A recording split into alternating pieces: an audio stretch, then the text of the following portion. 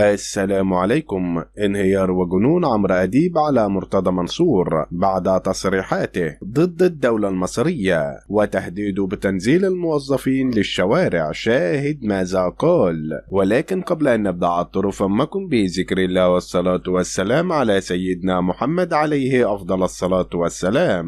بعد تهديدات مرتضى منصور الدولة المصرية بتحريضه لموظفين نادي الزمالك للنزول في الشارع من أجل المطالبة بصرف مرتباتهم، فقد دخل على الخط الإعلامي عمرو أديب وقال: احنا ممكن نغفر لك أي حاجة إلا إنك تحرض الناس. احنا ما صدقنا العجلة تمشي، مصر تقوم تاني على رجليها، والناس كلها شايفة مصر دلوقتي عاملة ازاي. انت عايز ترجعنا للفوضى تاني ولا ايه؟ ما كفاية بقى، مش عايزين خراب في البلد ماشية دلوقتي وزي الفل وكل حاجة فيها حلوة وجميلة، تقوم انت تحرض الموظفين بتوعك ينزلوا في الشارع تاني عشان المرتبات بتاعتهم. طب ما انت رئيس النادي، مال الدولة ومالك؟ انت المفروض اللي توفرهم كل المرتبات، انت اللي وصلت نادي الزمالك لكده، مش انت اللي عليك احكام قد كده في الفيفا وعليك فلوس بملايين الدولارات لخالد بوطيب وحمد النجاز وفرجاني ساسي والمدرب جروس؟ هو مين اللي كان ماسك الزمالك في الوقت ده؟ مش كل الاحكام دي عليك من الاول، والفوايد عمالة تزيد والدولار رفع وانت نايم في الخط،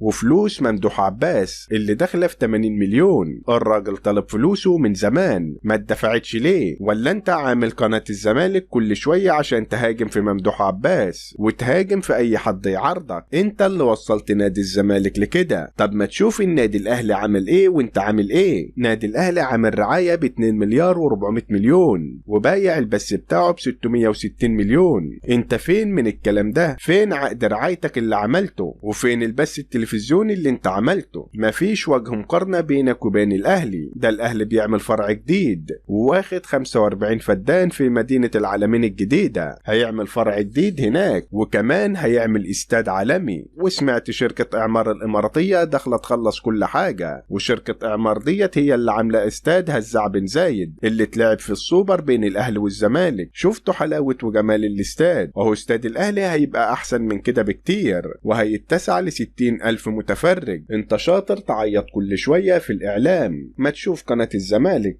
كل الإعلاميين اللي فيها مشوا وخالد الغندور ماشي عشان مفيش فلوس عندك. الناس كلها بتطفش من الزمالك، وإمام عاشور دلوقتي بيتمرد على الزمالك وعايز يمشي، وهتلاقي كل اللاعيبة بعديه كلهم عايزين يمشوا. انت السبب وما تحملش حد أخطائك، وانت كل ما تقع تفضل تقول الدولة بتدعم النادي الأهلي. يا راجل حرام عليك، امال انت أخدت الدوري السنة دي والسنة اللي فاتت ازاي؟ مش عايز اتكلم لولا احتواء الحكام علينا واتحاد الكرة ووالد العطار، والله ما كنا شايفينها. هو احنا في افريقيا بنبقى حصلة المجموعات ليه؟ واما رحنا قابلنا الهلال السعودي بره، واما قابلنا الاهلي في السوبر بره، ايه اللي حصل لنا؟ اتغلبنا في كله. الدولة كلها بتدعم في نادي الزمالك. انت نسيت المؤامرة اللي عملها اتحاد الكرة على الاهلي في نهائي افريقيا ولا ايه؟ ده خبوا جواب استضافة المباراة النهائية عشان خاطر هاني ابو ريدة مش عايز الاهلي يكسب، وده اللي حصل. انا بس عايزك تركز في الكورة وتشوف الاهلي بيعمل ايه وتحاول تقلده او تعمل زيه، عشان بجد احنا كزملكاوية قرفنا. وفي النهاية لو انت محب للنادي الاهلي اضغط لايك على هذا الفيديو ولا تنسى الاشتراك في القناة ليصلكم جديدنا.